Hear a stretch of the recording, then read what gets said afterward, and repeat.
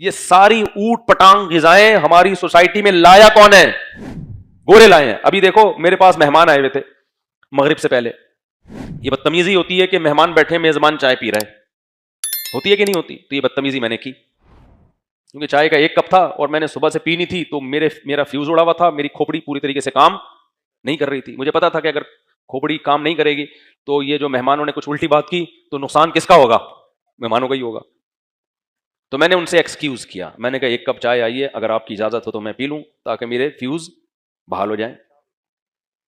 اور پھر میں نے چائے کی برائی بیان کرنا شروع کی. کیوں؟ اس لیے کہ یہ غلط ہے نا.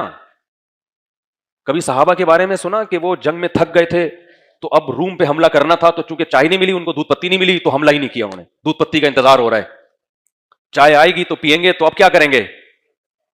اس سے پتا چلتا ہے بھائی یہ نیچر بولو نہیں ہے, نیچر نہیں ہے. یہ پیغمبروں کی زندگی میں نہ پان ہے, نہ گٹکا ہے, نہ تمباکو ہے, نہ سگریٹ ہے, کسی قسم کی نہ کوکین ہے, نہ کیفین ہے, نہ نیکوٹین ہے, کچھ بھی نہیں ہے.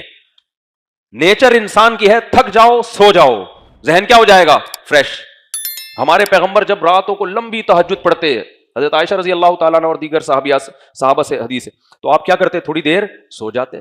حتیٰ کہ نبی تہجد لمبی پڑھتے تھے تو بہت تھک جاتے, فجر کا وقت داخل ہوتا, فجر کی 2 مختصر سنتیں پڑھ کے نماز سے پہلے تھوڑی دیر لیٹ جاتے تھے, آرام کرتے, 10-15 منٹ, جس کو انگلش میں کہتے ہیں نا شارٹ نیپ, تھوڑی سی نیند لیتے, اس سے کیا ہو جاتے؟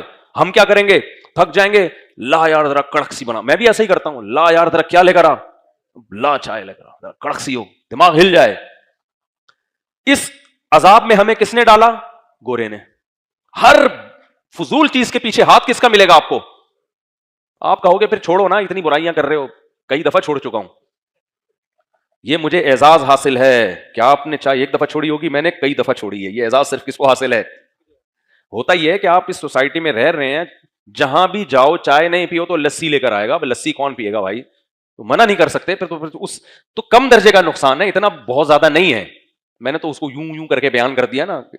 نہیں پیتا تو کیا ہو جاتا؟ 3-4 دن 8-10 دن کے بعد دماغ سیٹ ہو جائے. 10 دن لگتے ہیں چائے کا نشہ اترنے میں, اور 21 دن میں تو بالکل ہی ختم ہو جاتا ہے. لیکن وہ تجربہ یہ ہوا کہ بھائی بہت مشکل ہو رہا ہے, چھوڑ دیتے ہیں. پھر ہر جگہ چائے چائے چائے چائے چائے چائے, وہ تو آدمی کہتا ہے یار چلو پھر حرام بھی نہیں ہے تو نقصان ہے, لیکن اس کی تلافی دوسری چیزوں سے ہو سکتی ہے. لیکن بہرحال کوئی اچھی چیز نہیں ہے. کافی تو اس سے بھی زیادہ خطرناک ہے. اب تو ڈاکٹروں نے کافی پہ لگا دیا, بلیک کافی پیا کرے, جگر مضبوط. کچھ بھی نہیں ہے, میں اس پہ بہت گہرائی میں گھسا ہوں, وہ ڈاکٹروں ہی کی تحقیقات بتا رہا ہوں آپ کو. کچھ بھی نہیں ہے, کوئی جگر وگر کا اس سے کوئی تعلق بولو نہیں ہے. تو یہ سب چیزیں, گورا ہو سکتا ہے کافی مسلمانوں کی ایجاد ہو, لیکن پھیلانے والا گورا ہی ہے. کچھ چیزیں مسلمان ایجاد کر کے پیچھے ہٹ گئے تھے, یہ چیز ہمارے لیے ٹھیک نہیں ہے. تو چونکہ بے صبری غیر مسلم میں زیادہ ہے, بے صبری, تو غیر مسلموں میں آپ کو نیکوٹین, کیفین اور یہ سارے نشے آپ کو غیر مسلموں میں پیدا بھی انہوں نے کیے, سوسائٹی میں پھیلائی بھی کس نے؟ انہوں نے. اب میں آپ کو اس کی حقیقت بتاتا ہوں. مسلمان جب تھکتے تھے تو بے صبری نہیں تھی, سو جاتے تھے.